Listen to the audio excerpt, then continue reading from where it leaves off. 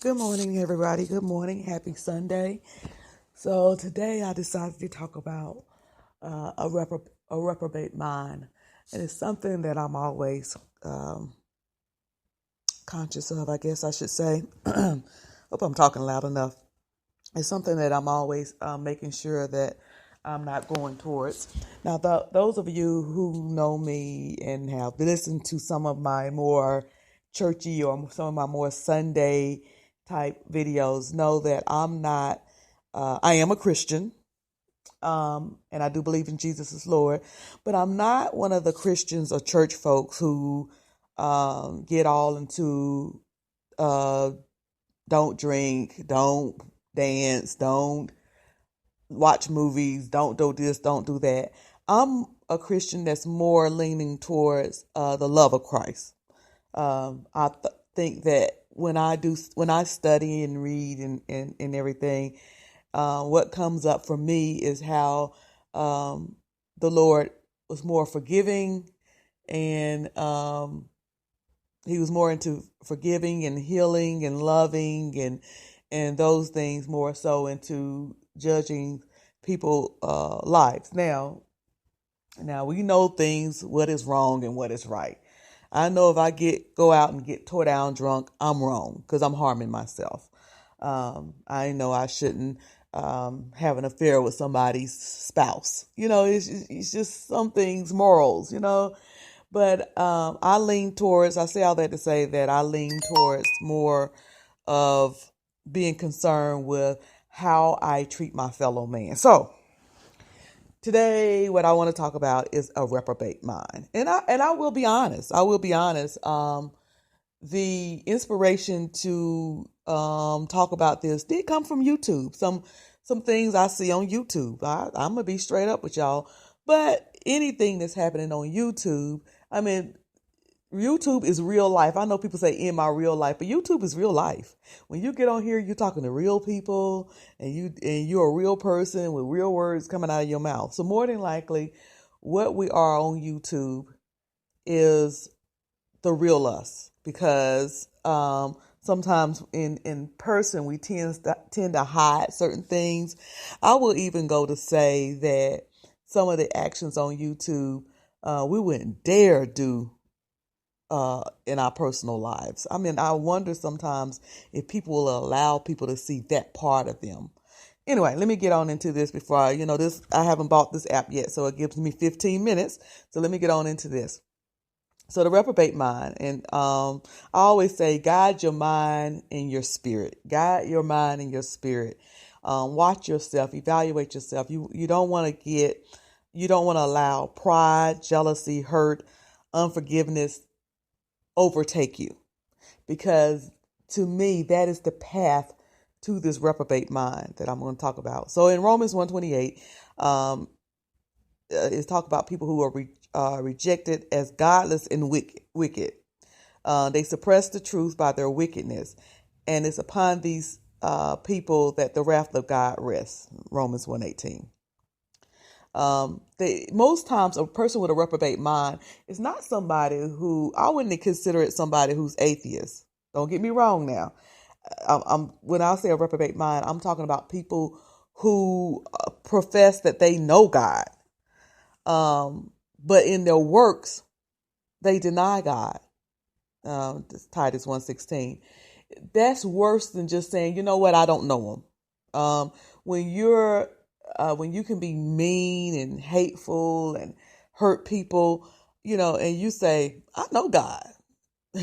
That is worse than somebody who's saying, you know what, I don't believe him, I don't know him. That to me is the path to reprobate. A reprobate mind is one that's corrupt and worthless. People who are classified as having a reprobate mind have some knowledge of God, like I said before, and perhaps know his commandments. They probably was raised in church. They probably went to church. They probably go to church. They probably carry titles. The title pastor, prophetess, evangelist, they carry titles and everything. However, they live impure lives and have very little desire to please God. What I mean by that, meaning that, again, I say, Jesus was about love. A new commandment I give thee, that ye love one another. And when you love people, you're not out to hatefully hurt somebody. So that's what I mean by when I say they have a little desire to please God. I don't mean please them in don't wear jewelry and all that craziness. I'm talking about please them in how you treat people, how you love people, how, and I'm not just talking to people about the people in your immediate family. I'm talking about people. Love thy neighbor, love thy enemy. Pray for your enemy.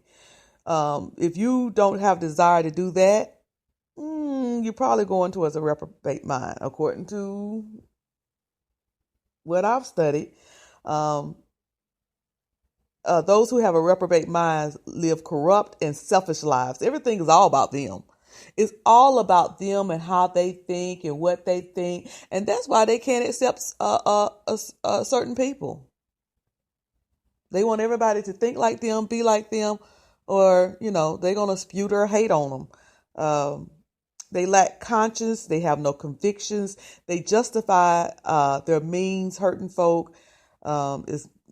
is nothing to them. In fact, they take joy in it. They justify it. I'm gonna use YouTube because we're all on YouTube. I don't understand how and I have to include myself because I'm on YouTube, which I have to admit I don't normally do it. If I do, I'm gonna back off real quick. But how we can just get on and just run each other down. I mean, I'm gonna run down.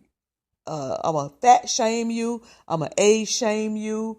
I'm gonna make sure I say that thing that I think that's gonna get up under your skin, all for the purpose of I'm gonna get you. I'm gonna hurt you with no conscience and no conviction.